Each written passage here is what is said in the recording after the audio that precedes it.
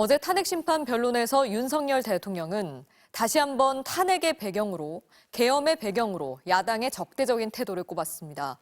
그 근거로 연설을 하러 국회를 찾은 자신에게 야당 의원들이 박수도 쳐주지 않았다고 말했는데요. 이게 과연 계엄의 이유가 될 만한 일인지 팩트체크 알고 보니에서 확인해봤습니다. 이준범 기자입니다. 대화와 타협을 거부한 건 야당이었다는 주장을 펼친 윤석열 대통령은 국회 연설 당시 상황을 사례로 제시했습니다. 아무리 미워도 그래도 얘기 듣고 박수 한번 쳐주는 것이 대화와 타협의 기본인데 박수가 없었고 인사도 거부당한 경험을 길게 설명했습니다.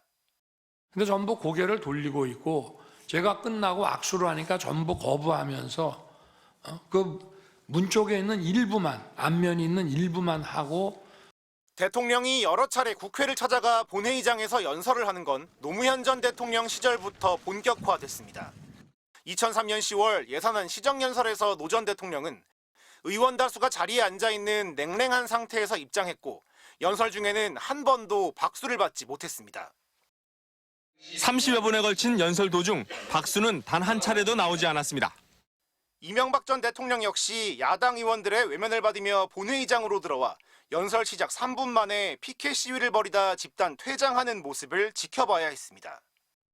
서민 경제를 파멸의 늪으로 밀어넣는 대통령의 시정연설에 동참할 수 없었으며 박근혜 전 대통령은 야당 의원들의 손팻말 시위를 둘러싼 실랑이 탓에 예정보다 15분 늦게 연설을 시작했습니다.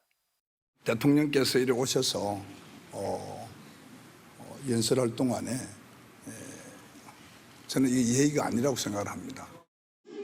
문재인 전 대통령 때는 야당이었던 국민의힘이 국회 본관 입구에서부터 항의 시위를 벌였습니다. 본회의장 안에서는 현수막 시위를 벌이는가 하면 대통령을 향해 X자를 그리고 듣기 싫다며 귀를 막았습니다. 연설 도중 여당 의원들이 박수를 치자 야유를 던지기도 했습니다.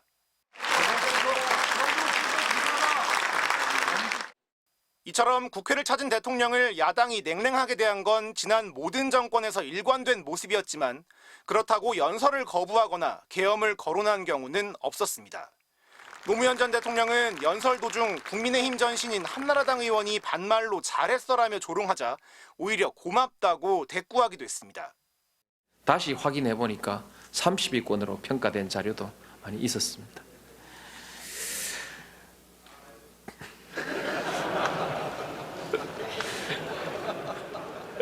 감사합니다. 윤 대통령은 2022년 10월 시정연설 당시 민주당 의원들이 참석조차 하지 않았던 걸 문제 삼기도 했는데요.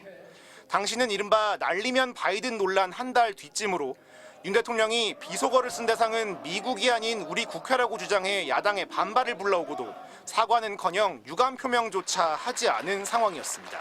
알고 보니 이준범입니다.